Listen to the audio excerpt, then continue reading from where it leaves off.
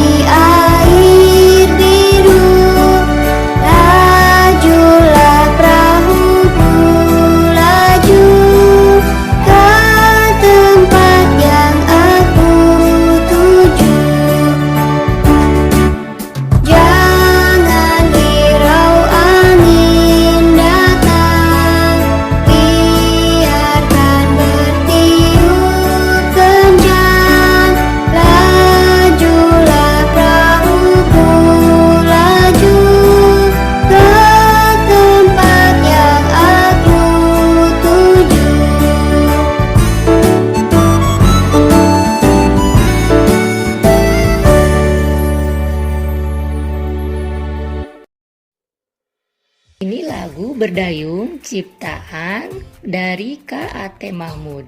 Sekarang perhatikan tanda dinamikanya.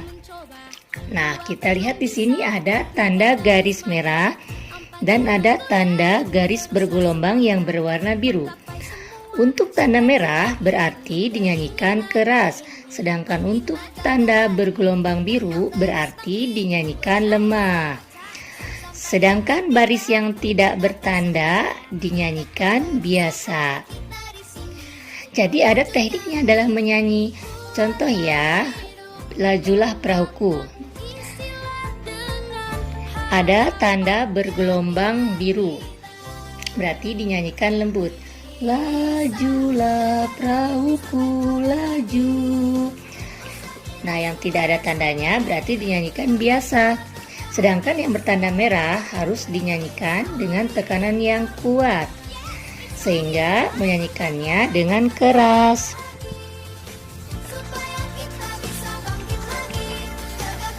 Ayo mengamati. Nah, ini ada gambarnya. Gambar tersebut ada ciri-cirinya.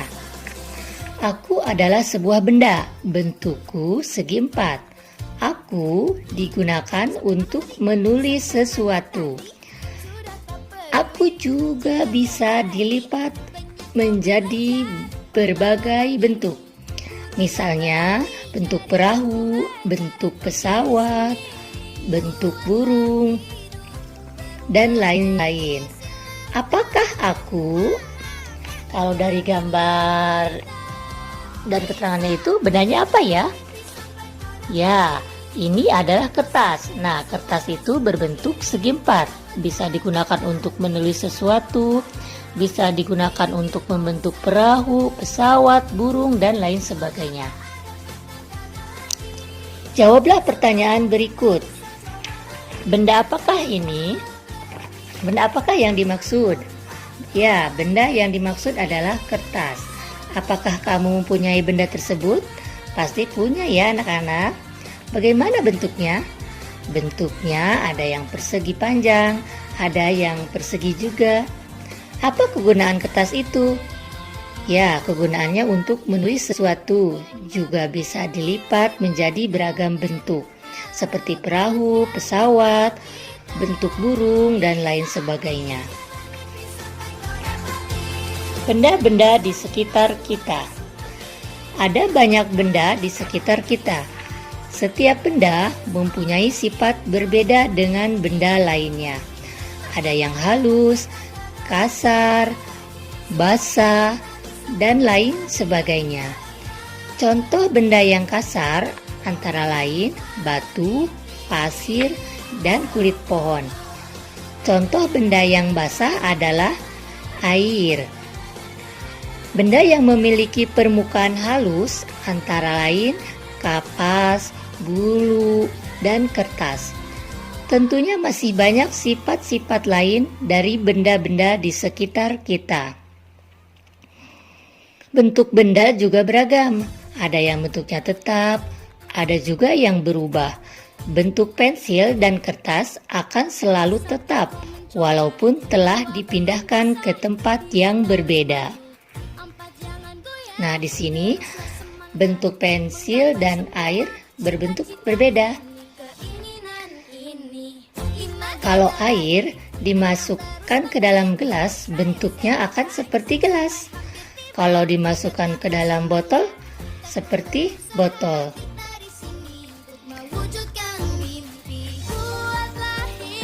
Nah, di sini bentuk pensil, bentuk benda itu akan berubah-ubah ya anak-anak. Contohnya kalau pensil, kalau ditaruh di atas meja, dia bentuknya akan tetap seperti pensil. Ditaruh di atas gelas, dia tetap bentuknya akan seperti pensil. Tidak akan berubah. Tapi ada juga bentuk benda yang bisa berubah sesuai bentuk wadahnya. Sedangkan air di dalam gelas, jika dipindahkan ke botol, bentuknya akan berubah menyerupai botol. Nah, ini berbeda. Pensil dengan air berbeda. Kalau air dimasukkan ke dalam gelas, bentuknya akan seperti gelas. Kalau dimasukkan ke dalam botol, bentuknya seperti botol. Jadi, kalau air berubah-ubah sesuai bentuk tempatnya atau bentuk wadahnya. Nah, setiap kata memiliki makna atau arti. Kita akan belajar beberapa makna atau arti sebuah kata yang ada dalam teks bacaan tadi. Nah, di sini Ibu mempunyai beberapa kata yang akan kita cari tahu makna atau artinya. Nah, kata yang pertama adalah halus. Halus itu arti atau maknanya apa ya? Halus itu artinya licin, lembut, atau tidak kasar. Itu namanya halus. Kata yang berikutnya adalah kasar. Kasar itu memiliki arti apa ya? Kasar ini artinya kesat atau tidak halus. Berikutnya adalah basah. Basah itu artinya apa ya? Basah itu artinya mengandung air. Kata berikutnya tetap. Tadi kan ada pensil, kalau dipindahkan ke tempat bentuknya akan berubah. Akan tetap. Tetap itu berarti tidak berubah keadaan bentuknya. Tidak berubah keadaan atau bentuknya. Lalu ada kata berubah. Nah, kalau berubah berarti berubah-ubah ya. Itu artinya berbeda dari semula. Jadi ini arti kata halus, kasar, basah, tetap, dan berubah. Sifat-sifat benda. Nah, di sini kita akan mempraktekkan untuk mengetahui sifat-sifat benda. Kalian bisa sediakan alat dan bahan yang diperlukan, yaitu kertas, batu, piring, gelas. Lalu kita tahu cara kerjanya. Yang pertama, letakkan kertas di atas lantai. Perhatikan bentuk dan besarnya, ya anak-anak. Kamu letakkan dulu kertasnya di atas lantai. Lalu ambillah kertas tersebut dan pindahkan ke dalam piring. Apa yang dapat kamu lihat? Berubahkah bentuknya? Apakah kertas itu berubah bentuknya? Tidak ya anak-anak ya. Kertas tidak berubah bentuknya. Lalu ambil batu dan letakkan di atas meja. Amati bentuk dan besarnya. Lalu yang keempat, pindahkan batu tersebut ke dalam gelas. Apa yang dapat kamu lihat? Apakah batu itu berubah bentuknya seperti gelas? Tidak ya anak-anak? Berdasarkan kegiatan ini, apa yang dapat kamu simpulkan? Nah, nanti kamu tuliskan kesimpulannya di buku masing-masing. Kalau kertas bila dipindahkan ke tempat lainnya, bentuknya akan tetap seperti kertas.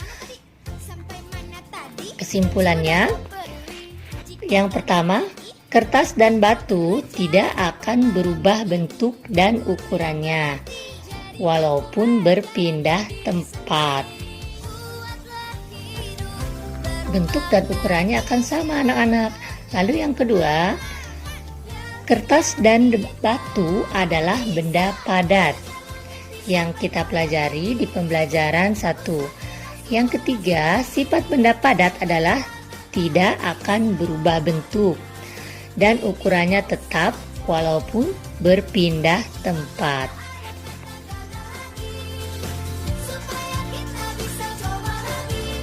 Kalau batu ditaruh di botol ya tetap bentuknya tetap seperti batu, tidak akan berubah-ubah. Bentuk dan ukurannya itu sifat benda padat. Kertas, batu, piring, dan gelas adalah benda padat. Benda padat walaupun dipindahkan tempat, bentuknya selalu sama dan tidak berubah. Benda-benda di sekitar kita jumlahnya sangat banyak. Nah, sekarang mari kita belajar menghitung benda yang ada di sekitar kita.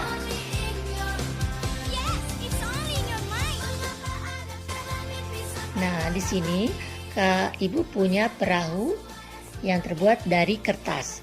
Nah, perahu sendiri ada 2 kelompok. Ada kelompok biru dan yang satunya kelompok merah. Perahu kelompok biru dan kelompok merah jumlahnya masing-masing sama. Ada 3 dan 3. Maka jika ingin mencari jumlahnya 3 ditambah 3. Kita ingat pembelajaran 1 dan 2 tentang perkalian. Kita dapat mengubahnya dalam bentuk perkalian. Ada 2 kelompok masing-masing berisi 3 perahu. Maka bentuk perkaliannya 2 dikali 3. 2 dikali 3 hasilnya perahunya ada berapa dihitung? 1, 2, 3, 4, 5, 6. Maka hasilnya adalah 6 perahu. Lalu Ibu punya benda padat lainnya. Ada 3 kelompok lereng. Setiap kelompok isinya ada 4. Sekarang kalau dibuat penjumlahan berulang adalah 4 tambah 4 tambah 4. Tapi kalau dirubah dalam bentuk perkalian bagaimana, Bu? Nah, kelompoknya kan ada 3. Bisa hitung ya, 4-nya ada berapa? Angka 4-nya ada 3. Berarti 3 dikali angka yang dikalinya, berarti 3 dikali 4 sama dengan 12. Lalu ada bola, ada kelompok bola. Bola ini terdiri dari 4 kelompok. Setiap kelompok berisi 2 bola. Berarti kalau dibuat dalam penjumlahan berulang, 2 ditambah 2 ditambah 2 ditambah 2. Jadi kalau dibuat perkalian, angka 2-nya ada berapa kelompok? Ada 4 kelompok. Berarti 4 dikali angka 2-nya. 4 kali 2 sama dengan 8. Nah, di sini ada pensil. Pensilnya ada 3 kelompok. Masing-masing kelompok ada 2 pensil. Kalau dibuat penjumlahan itu sama dengan 2 ditambah 2 tambah 2. Dari pensilnya ada 2 kan, setiap kelompoknya ada 2. Kalau dibuat perkalian sama dengan, kalau dibuat perkalian 3 dikali 2. Hasilnya kita hitung pensilnya ada berapa? 1, 2, 3, 4, 5, 6. Hasilnya adalah 6 pensil. Nah, di sini ada buah apel. Ada berapa kelompok buah apelnya? Ada 4. Nah, masing-masing kelompoknya isinya ada berapa? Ada masing-masing kelompoknya ada 4 buah apel. Maka kalau dibuat penjumlahannya 4 ditambah 4 ditambah 4 ditambah 4. Lalu bentuk perkaliannya bagaimana, Bu? Ada berapa kelompok buah apel tadi? Ada 4 kelompok. Angka 4-nya ada 4. Maka kita tulisnya angka 4 dikali angka itu sendiri. Berarti 4 kali 4. Hasilnya bisa kita hitung semua jumlah apel. 1, 2, 3, 4, 5, 6, 7, 8, 9, 10, 11, 12, 13, 14, 15, 16. Maka hasilnya ada 16 buah apel. Bagaimana anak-anak? Sudah jelas bukan materinya? Nah, sekarang sebelum kita akhiri pembelajaran hari ini, Ibu akan memberikan tugas di halaman 20. Nanti kalian kerjakan tugas yang Ibu berikan di classroom, yaitu di folder tugas PP 3, tema 1, tema 2. Kalian kerjakan, dipoto hasilnya. Setelah dipoto, kirimkan kembali di kelas. Begitu anak-anak, tentang pembelajaran kita di tema 2, subtema 1, pembelajaran yang ketiga. Nah, Ibu berharap kalian bisa memahami apa yang Ibu sampaikan. Nanti ada perkalian dari 0, 1, 2, 3 sampai 10. Nanti kalian bisa pelajari atau dihafalkannya di rumah ya. Sampai jumpa kembali di pembelajaran 4. Semoga kita sehat selalu. Terima kasih. Wassalamualaikum warahmatullahi wabarakatuh.